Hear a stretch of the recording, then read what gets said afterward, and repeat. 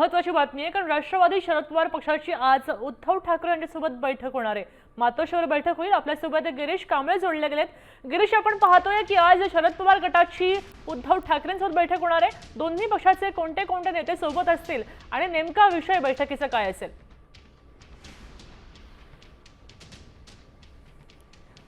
मुंबई महानगरपालिकेतील जागा वाटपासंदर्भात आज शरद पवार पक्षाचे नेते आज उद्धव ठाकरे यांच्यासोबत मातोश्रीवर बैठक करणार आहेत। जयंत पाटील, शशिकांत शिंदे आणि राखी जाधव या राष्ट्रवादीकडून बैठकीसाठी उपस्थित असणार आहेत।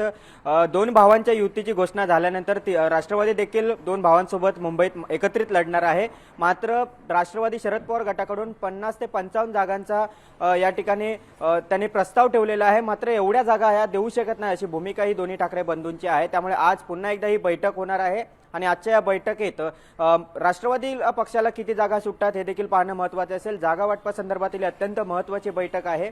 आज मातोश्री बैठक असेल। उद्धव ठाकरे यांच्यासोबत वरुण सरदेसाई, अनिल परब हे देखील या बैठकीला उपस्थित असणार आहेत।